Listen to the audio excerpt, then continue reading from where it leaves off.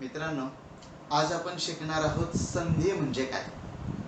मराठी भाषेत तसंच संस्कृत, हिंदी या भाषांमध्ये सुद्धा दोन शब्द एकत्र करून त्यांच्यापासून एकच शब्द बनवला जातो. हे एकच शब्द बनवणं जे आहे हे दोन प्रकारे होतं. पहिला प्रकार म्हणजे संधी आणि दुसरा प्रकार आहे समास. यात संधीमध्ये काय होतं तर पहिल्या शब्दाचं शेवटचं अक्षर आणि दुसऱ्या शब्दाचं पहिलं अक्षर या दोनच अक्षरांचा विचार केला जातो, बाकीचा भाग तसाच ठेवला जातो. बघा, पहिल्या शब्दाचं शेवटचं अक्षर, मग ते शेवटचं अक्षर व्यंजन असू शकतं किंवा स्वर असू शकतं किंवा एखादा विसर्ग असू शकतो, आणि दुसऱ्या शब्दाचं पहिलं अक्षर ते सुद्धा स्वर असू शकतं, व्यंजन असू शकतं किंवा आता सुरुवातीला विसर्ग असू शकणार. तर दोन अक्षर फक्त एकत्र येतात संधीमध्ये. शब्दाचे इतर भाग तसेच राहतात आणि त्या दोन अक्षरांचं एकत्रीकरण होऊन एकच अक्षर, एकच वर्ण बनतो. याला म्हणायचं संधी. आणि दुसरा प्रकार आहे समास. समासामध्ये जेव्हा दोन शब्द एकत्र घेतले जातात तेव्हा त्या शब्दांच्या अर्थांचा विचार जास्त केला जातो, त्या शब्दांचा एकत्रित विचार केला जातो. हा मुख्य फरक संधी आणि समासात आहे. आपण ह्या प्रकरणानंतर समास सुद्धा बघणार आहोत. आता संधीकडे वळूयात. एकापुढे एक आलेले दोन वर्ण एकत्र येणं आणि त्याच्यापासून एकच वर्ण तयार होणं याला म्हणायचं संधी. संधीचे तीन प्रकार आहेत: स्वर संधी, व्यंजन संधी आणि विसर्ग संधी. त्यातला आता आपण स्वर संधी हा प्रकार बघूयात. स्वर संधी म्हणजे पहिल्या अक्षराचं पहिल्या शब्दाचं शेवटचं अक्षर स्वरच असलं पाहिजे आणि दुसऱ्या शब्दाचं पहिलं अक्षर हे सुद्धा स्वरच असलं पाहिजे. म्हणजे एकत्र येणारी दोन्ही अक्षर, दोन्ही वर्ण हे स्वरच असतात, तेव्हा म्हणायचं स्वर संधी. आता या स्वर संधीमध्ये सुद्धा अनेक प्रकार आहेत. आज आपण एक प्रकार बघणार आहोत, सजातीय स्वरांचा संधी. आता सजातीय स्वर म्हणजे काय? अ आणि आ हे सजातीय स्वर आहेत. ई आणि ई हे सजातीय स्वर आहेत. उ आणि ऊ हे सजातीय स्वर आहेत. पण अ आणि उ हे विजातीय स्वर आहेत. आपण मागे वर्णमालेच्या अभ्यासामध्ये हे शिकलेलो आहोत. आता सजातीय स्वर संधीचा नियम काय सांगतो? जेव्हा दोन स्वर एकत्र येणारे दोन स्वर सजातीय असतील तर त्या दोघांच्या ऐवजी एकच अक्षर येतं, पण ते कोणतं येतं? त्या दोघांच्या गटातलं जे दीर्घ अक्षर आहे ते. बघा, अ आणि आ मध्ये कोण दीर्घ आहे? आ. ई आणि ई मध्ये कोण दीर्घ आहे? ई. उ आणि ऊ मध्ये कोण दीर्घ आहे? ऊ. तर जेव्हा अ आ एकत्र येतात किंवा अ असेल, आ असेल, अ आणि आ असेल किंवा आ आणि अ असेल, या चारही प्रकारात संधी होऊन त्यांचा दीर्घ स्वर म्हणजे आ हेच उत्तर येतं. बघा, इथं अ अधिक अ यांचा होतो आ, अ अधिक आ यांचा होतो आ, आ अधिक अ च आ आणि आ यांचं पण आच. म्हणजे नियम काय, सजातीय स्वर एकत्र आले की त्यांच्या ऐवजी त्यांच्या गटातला दीर्घ स्वर येतो. लक्षात येतोय, नियम लक्षात येतोय का बघा. ई आणि ई यांचंही ई होतं, ई आणि ई यांचं दीर्घ ई होतं, ई आणि ई यांचं ई होतं, ई आणि ई यांचं ई होतं. म्हणजे ऱ्हस्व अधिक ऱ्हस्व, ऱ्हस्व अधिक दीर्घ, दीर्घ अधिक ऱ्हस्व किंवा दीर्घ अधिक दीर्घ या सर्वांचं उत्तर त्याच गटातलं दीर्घ अक्षर, दीर्घ स्वर येतो. उदाहरणं बघूयात म्हणजे तुमच्या लक्षात येईल. यासाठी तुम्हाला शब्दांची फोड करणं जमलं पाहिजे. आता हा शब्द बघा, सूर्य अधिक अस्त. आता यामध्ये मी या शब्दाची फोड करतो. सूर्य मध्ये शेवटचं अक्षर आहे अ. याची जर पूर्ण फोड केली तर काय होईल, स अधिक दीर्घ उ अधिक र अधिक य अधिक अ. हा शब्द आहे सूर्य, बरोबर. यातलं शेवटचं अक्षर कोणतं आहे,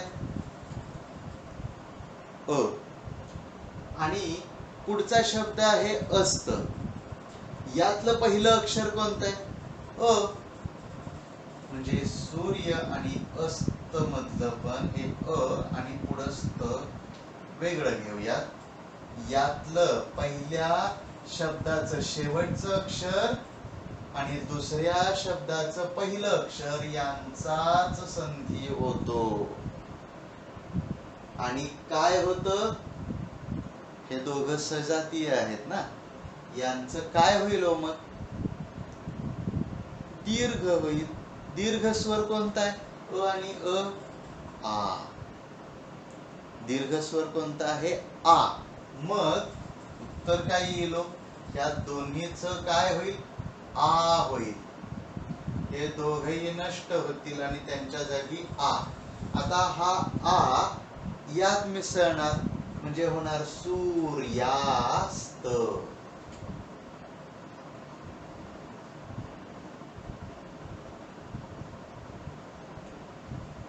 सूर्य अधिक अस्त बरोबर सूर्यास्त.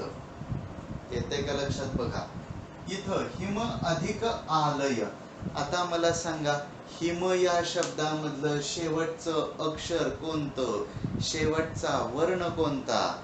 जर इथं हिमचा पाय मोडला असता तर शेवटचं अक्षर म आलं असतं, पण पाय मोडलेला नाही म्हणजे म चा उच्चार पूर्ण आहे. म चा उच्चार पूर्ण असेल तर त्याच्या शेवटी कोण असतं, अ. येते का लक्षात. पूर्ण उच्चार होण्यासाठी स्वरांची मदत घ्यावी लागते, त्याला स्वर जोडावा लागतो. म्हणजे यातलं शेवटचं अक्षर, शेवटचा वर्ण कोणता आहे, लपलेला वर्ण, त्याला लांबवायचं. Him a. तर हा अ त्या आ मध्ये मिसळणार. अ आणि आ यांचा सुद्धा आ होतो. कळलं का. मग जर या अ आणि आ चा आ होणार असेल, त्याची फोड मी करतो. हिम मधलं अ, आलय मधलं आ आणि हा पुढचा भाग लय. हे तसंच ठेवा, हे तसंच ठेवा. यांच्या ऐवजी काय होईल, आ होईल. त्यातलं आ कुठं जाईल, ह्या हिमला जोडलं जाईल आणि ते होईल हिमालय. समजतंय का. पुढचं उदाहरण बघूयात. आ अधिक अ चं उदाहरण इथं दिलंय. विद्या. आ शेवटी काय आहे? आ आहे. इथं सुरुवातीला काय आहे? अ आहे. आ आणि अ सजातीय स्वर आहेत. मग त्या दोघांबद्दल काय येईल? दोघांमधला स्वर दीर्घ स्वर येईल. म्हणजे कोणता? आ. विद्या. आता बघा, ह्यातलं आ आणि ह्यातलं अ मिळून होतंय आ. शब्द काय होईल सांगा? विद्यार्थी. आता प्रत्येकाची फोड मी करत बसणार नाही, तुम्ही लक्षात घेऊ शकता. आता तेवढे मोठे तुम्ही झालेला आहात. हे आ अधिक आ यांचा आ होतो. विद्या अधिक आलय. आ आणि आचा आज होतो. त्या गटातलं दीर्घ वर्ण दीर्घ स्वर तेच उत्तर येत असतं. मग हे आ आणि आचा आ होतंय. उत्तर काय येईल? विद्यालय. आता ई कडे जाऊया. ई आणि ई हे दोन सजातीय वर्ण आहेत, सजातीय स्वर आहेत. ई आणि ई यांच्यापैकी कोणतेही दोन स्वर एकत्र आले तर त्यांच्या ऐवजी ई, दीर्घ ई ते. इथं दोन्ही ऱ्हस्व ई आहेत. कवी अधिक इच्छा. आता तुम्ही म्हणाल कवीला पहिली वेलांटी असते का? आम्ही तर दुसरी लिहितो. तर लक्षात घ्या बाळांनो, मूळ शब्द जो आहे कवी संस्कृत मधला तो ऱ्हस्व आहे. आता हे संधीचे नियम आपण जे बघतोय ते संस्कृतला धरून बघणार आहोत. मूळ शब्द कवी. इथं सुद्धा गिरी हा शब्द आपण मराठीमध्ये हे शब्द लिहिताना दीर्घ लिहितो, कारण शब्दाच्या शेवटचं अक्षर दीर्घ लिहिण्याचा मराठी भाषेत एक प्रघात आहे. त्याला काही अपवाद आहेत, आणि परंतु हे शब्द लिहिताना आपण ते शेवटचं अक्षर ह्रस्व करतो. परंतु आपण इथं ह्यांचा संधी होत असताना ते ह्रस्व किंवा दीर्घ हे बघताना संस्कृत मध्ये मूळ शब्द कसा आहे हे लक्षात घेऊनच बघणार आहोत. कवी हा शब्द ह्रस्व ई. इच्छा यात पण पहिलं अक्षर आहे ह्रस्व ई. दोन्हीचं मिळून काय होईल? ई. आता इथं जर दीर्घ ई होणार असेल तर काय होईल? कवी अधिक इच्छा. मी फोड करून सांगतो. हे आहे कव अधिक ई म्हणजे झालं कवी, आणि हे इच्छा त्याचं ई आणि हे छा.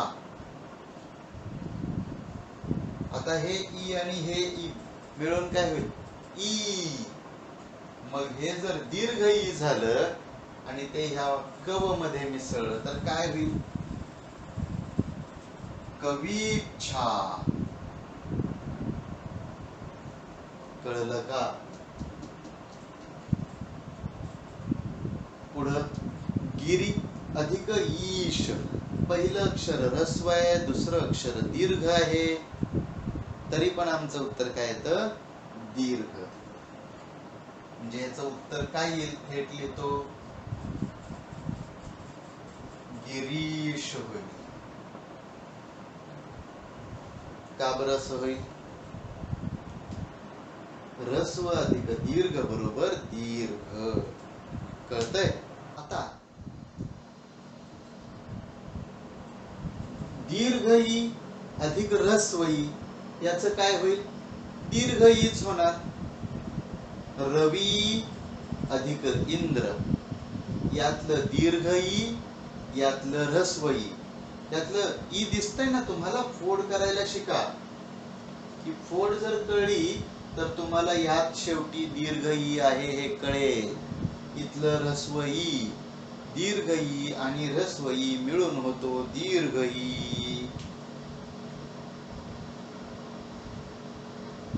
रवींद्र होईल. कळतंय? त्यानंतर दीर्घ ई अधिक दीर्घ ई अधिक ई बरोबर ई. मही अधिक ईश बरोबर महिष.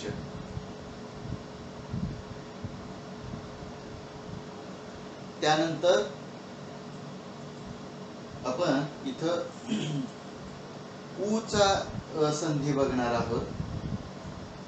ह्रस्व उ अधिक ह्रस्व उ बरोबर दीर्घ उ. गुरु अधिक उपदेश. गुरु हा शब्द संस्कृतात ह्रस्व आहे रू, त्याचं उ आणि ह्याचं उ. ह्रस्व उ बरोबर दीर्घ उ. त्यामुळे हे होणार गुरुपदेश.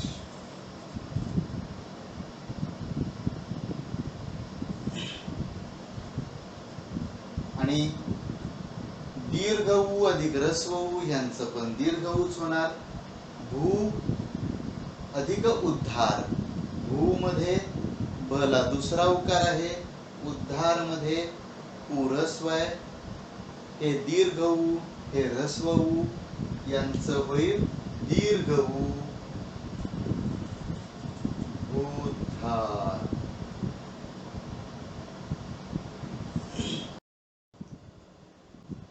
आता आपण बघूया रू अधिक रू बरोबर दीर्घ रू. आता आपण वर्णमाला शिकताना तर एकच रू बघितलं. हे ह्रस्व आणि दीर्घ कुठून आलं तर हे आहे संस्कृत मधलं. संस्कृत मध्ये रू ह्रस्व आणि दीर्घ या दोन प्रकारचं असतं. हे ह्रस्व आणि दीर्घ. दीर्घ रूला खाली वाटी काढली जाते. आता हे दोन एकत्र आल्यानंतर त्यांचं काय होतं दीर्घ रू. लिहायचं कसं? एक रू जर असेल तर आपण खाली वाटी काढतो. रू जर एखाद्या व्यंजनात मिसळलं तर खाली वाटी काढतो. हे जर दीर्घ रू आलं तर काय केलं जातं तर त्यावेळी खाली दोन वाट्या काढल्या जातात. इथं बघा हा शब्द आहे मातृ. यात हे आहे ह्रस्व रू. एक वाटी म्हणजे ह्रस्व रू. आणि हे ऋण. ऋण मधलं रू हे पण ह्रस्वच आहे. हे काय होईल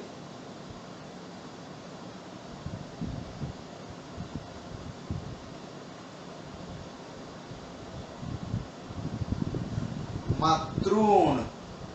दोन वाट्या खाली.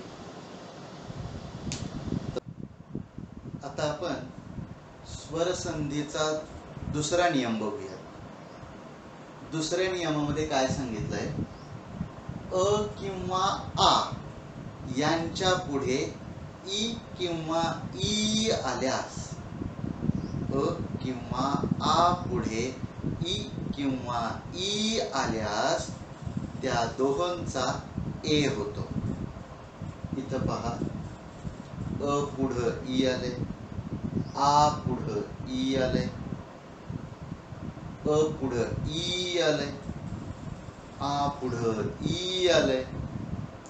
काय होईल या सगळ्यांचा ए होतो. ठीक आहे, उदाहरण बघूया. आता अ अधिक ई असणारा आपण शब्द बघूयात. ईश्वर. आता हे ई बघू नका, शेवटचं अक्षर बघायचं असतं. हे त्यात काय आहे अ हे अक्षर शेवटी. आणि इच्छामध्ये दुसऱ्या शब्दाचं पहिलं अक्षर बघायचं असतं. त्यात काय आहे ई. अ आणि ई यांचा काय होईल ए. या दोघांचा होईल ए. मग हे ईश्वर अधिक इच्छा यांचं होईल ईश्वरेच्छा.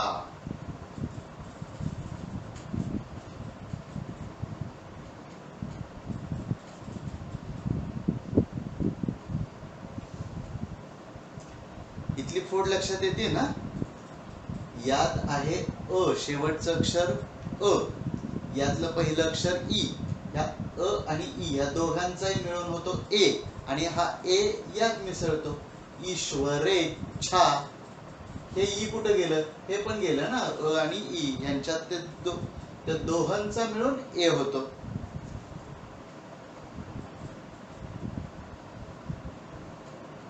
ईश्वर ए छा, ईश्वरेच्छा. आ अधिक ईचं उदाहरण बघू. महा अधिक इंद्र बरोबर काय होईल बघा. यात कोणतं अक्षर आहे? आ. त्याची फोड बघा लक्षात येते का? मह अधिक आ. यात हे इन, आता मी हे ई इथं लिहितो आणि हे इंद्र असं वेगळं लिहितो. इंद्र हे आ आणि ई चा काय होतो? ए होतो. हे आपलं मह अधिक ए अधिक इंद्र, महेंद्र काय होईल कळलं?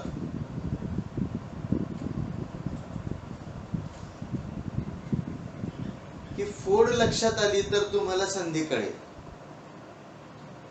आता अ आणि ई यांचं उदाहरण. गण अधिक ईश. गण मध्ये फोड बघा.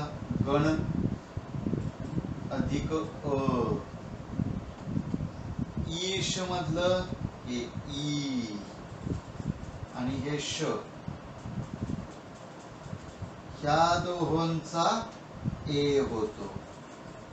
हे गण अधिक ए अधिक श काय होईल? गणेश. कळतंय का? तर तुम्ही लिहिताना मात्र जेव्हा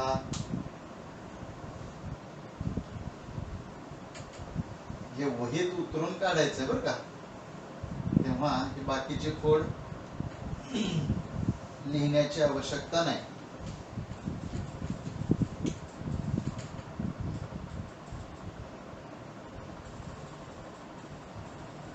गण अधिक ईश बरोबर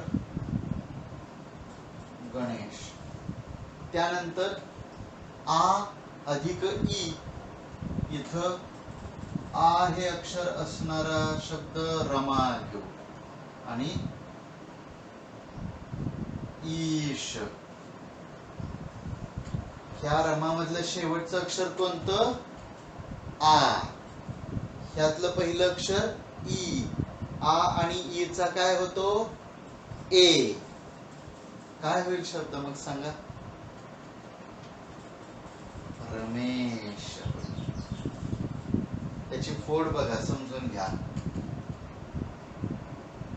रमा अधिक ईश फोड केली तर काय होईल? रम अधिक आ अधिक ई अधिक श. संधी कुणाचा होत असतो? पहिल्या शब्दाचं शेवटचं अक्षर, दुसऱ्या शब्दाचं पहिलं अक्षर. यांच्याबद्दल काय येईल? ए. हे रम ए श बरोबर झालं रमेश. समजला का दुसरा नियम? काय नियम सांगत होता? अ किंवा आ यांच्या पुढे ई किंवा ई आल्यास त्या दोहोंचा ए होतो. इथं सगळ्यांमध्ये ए झालेला तुमच्या लक्षात येतोय. ओके. आता स्वर संधीतला आपण तिसरा नियम बघूयात. काय सांगतो हा नियम? अ किंवा आ पुढे उ किंवा ऊ आल्यास त्या दोहोंबद्दल ओ हा वर्ण येतो. अ किंवा आ पुढे उ किंवा ऊ आल्यास त्या दोहोंबद्दल ओ हा वर्ण येतो. आता लक्षात घ्या.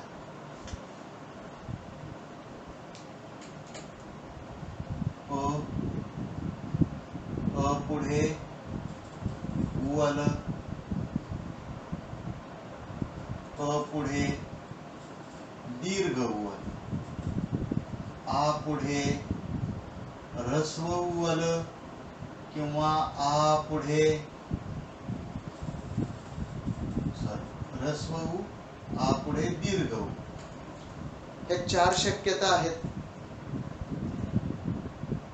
यातल्या कोणत्याही कॉम्बिनेशन साठी तुमचं उत्तर काय येणार आहे? ओ. एक उदाहरण बघूयात अ आणि ऊ च.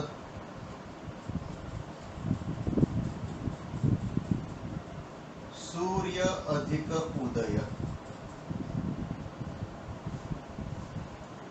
यामध्ये याची फोड काय होईल बघा. सूर्य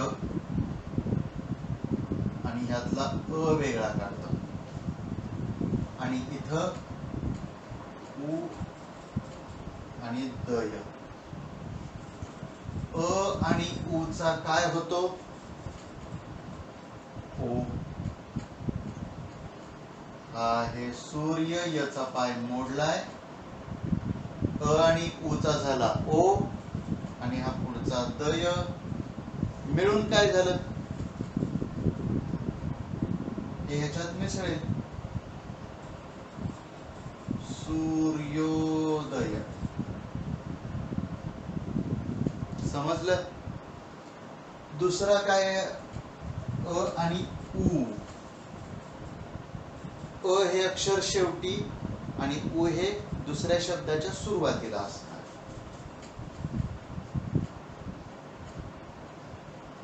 समुद्र अधिक उर्मी. समुद्र अधिक उर्मी यामध्ये शेवटी काय येत आहे? अ. यातला अ, यातला ऊ मिळून काय होईल? ओ. उत्तर लक्षात घ्या काय होईल? समुद्रोर्मी.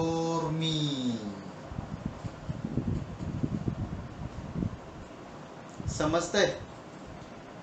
तिसरी केस आ अधिक ऊ. आता पहिल्या अक्षराच्या शेवटी आ पाहिजे म्हणजे काना पाहिजे आणि दुसऱ्या अक्षराच्या शेवटी ऊ. आपण गंगा अधिक उदक हे उदाहरण बघूया.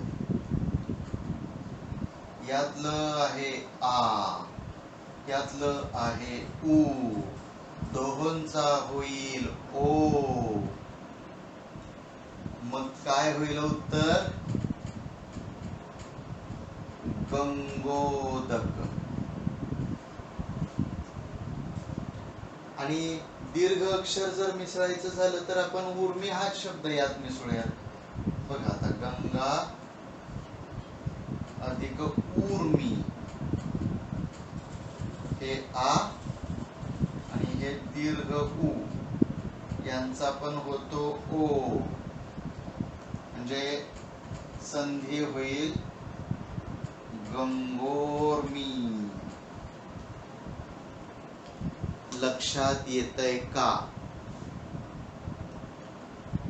संधीचे आपण आज 3 नियम बघितले.